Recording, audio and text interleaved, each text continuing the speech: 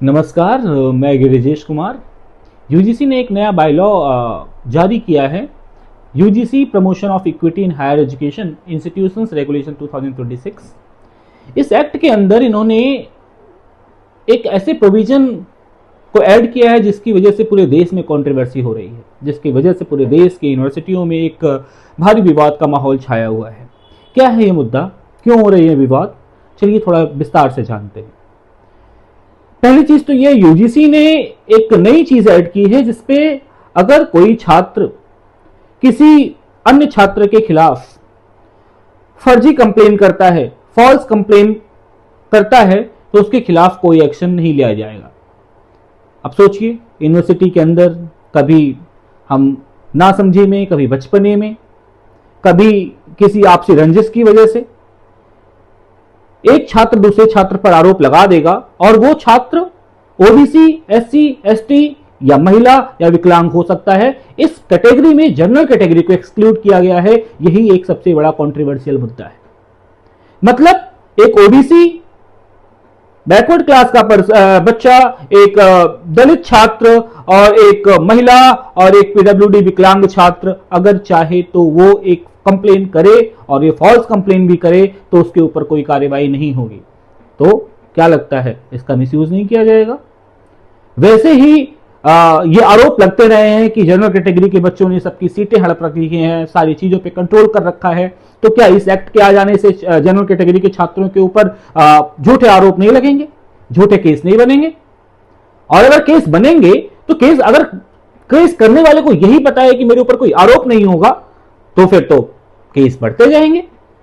और प्रावधान यह भी है कि अगर केस हुआ और जांच में कुछ भी अनियमितता पाई गई तो उस छात्र के खिलाफ उसके भविष्य के साथ, उसके भविष्य, उसका यूनिवर्सिटी, उसका करियर खत्म किया जा सकता है। उसके ऊपर एक दंडनीय धारा लगाई जा सकती है।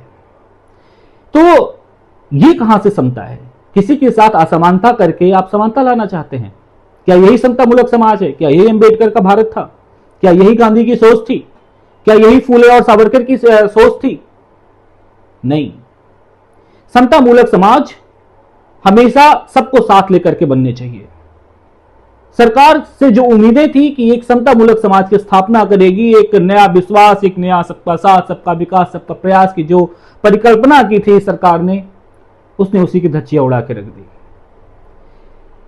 अपर कास्ट, अभी तक हमें ये रियलाइज नहीं होता था कि अपर कास्ट, लोअर कास्ट, मैं खुद दिल्ली यूनिवर्सिटी से पढ़ा हुआ हूं, हमारे कितने दोस्त हैं general category, I don't know, कई सारे ऐसे दोस्त हैं जिनकी हम जाति नहीं जानते, जिसका हम कास्ट नहीं जानते, जिसकी क्लास नहीं जानते। उनके साथ बैठ के खेले, घूमे, पढ़े, घूमे, मजे किए, और आज हमें यह एहसास दिलाया जा रहा है कि वो ओबीसी है, वो एससी है, वो एसटी है। तो कहीं ना कहीं ये समतामूलक कानून नहीं है। ये एक तरीके से समाज में दरार क्रिएट करने का, दरार पैदा करने का एक नया आयाम है। और एक नई चीज ऐड की है जो ही बहुत ही डिस्क्रिमिनेटरी है। इन्होंने स्टूडेंट की कैटेगरी में उसको भी ऐड कर दिया है जो अभी तक यूनिवर्सिटी के अंदर इनरोल नहीं है, मतलब अभी तक उसने यूनिवर्सिटी में अपना दाखिला नहीं लिया है। और ऐसे छात्रों को भी आप अगर यूनिवर्सिटी में स्टूडेंट की कैटेगरी देते हो, मतलब वो भी जाकर के इस कमीशन में कंप्लेन कर सकते हैं। तो क्या कल को तो कोई भी आकर के कहेगा कि मैं तो यूनिवर्सिटी में एडमिशन लेने वाला था और मेरे साथ इस जनरल कैटेगरी के बच्चे ने एक्सप्लॉयटेशन किया है?